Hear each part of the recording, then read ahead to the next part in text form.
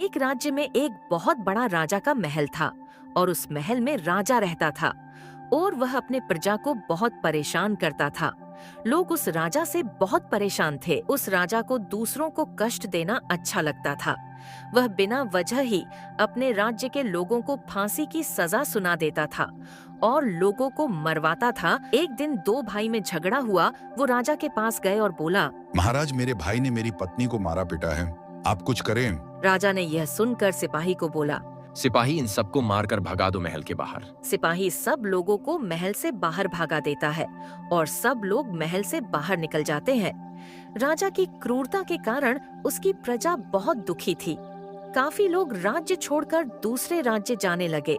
कुछ लोग जंगल की तरफ जाने लगे जहाँ संत महाराज रहते थे और संत के पास पहुँचे और पूरी बात बताई। लोगों ने संत से कहा कि महाराज, अब आप ही हमारी रक्षा कीजिए। ऐसा ही चलता रहा तो एक दिन ये राज्य खाली हो जाएगा। दुखी लोगों की बात संत को समझ आ गई और उन्होंने कहा कि ठीक है, मैं आपके राजा से बात करूंगा। अगले दिन सुबह संत महाराज राजा के दरबार के लिए निकल पड़े। चलते चलते राजा के दरबार के पास पहुंच गया। राजा के दरबार में पहुंचे। राजा ने संत का स्वागत किया और कहा कि बताइए महाराज, मैं आपके लिए क्या कर सकता हूँ। है राजन, मैं आपसे कुछ पूछने आया हूँ, कृपया मेरे प्रश्नों के जवाब दें। राजा तुरंत तैयार हो गया और कहा कि आप जो चाहते हैं पूछ सकते हैं। है राजन, मान लीजिए आप शिकार के लिए किसी जंगल में गए और रास्ता भटक गए। काफी प्रयासों के बाद भी आप जंगल से बाहर नहीं निकल पा रहे हैं, पीने का पानी भी नहीं मिल पा रहा है और प्यास की वजह से आपके प्राण निकलने वाले हैं। ऐसी स्थिति में अगर कोई व्यक्ति आपको पानी पीने के लिए दे और आधा राज्य मांगे तो आप क्या करेंगे? राजा ने कहा कि प्राण बचाने के लिए उसे आधा राज्य देना ही पड़ेगा।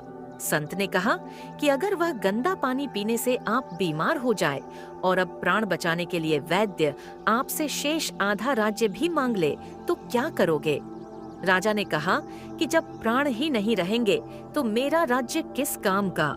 मैं वैद्य को आधा राज्य भी दे दूंगा। इसके बाद संत ने कहा कि राजन, आप अपने प्राण बचाने के लिए पूरे राज्य का त्याग कर सकते हैं, तो आपने राज्य के लोगों के प्राण क्यों ले रहे हो?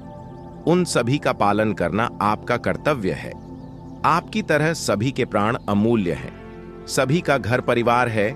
किसी एक फांसी देने से पूरा परिवार बर्बाद हो जाता है। आप अपने अधिकारों का गलत उपयोग करके प्रजा को दुखी क्यों कर रहे हैं?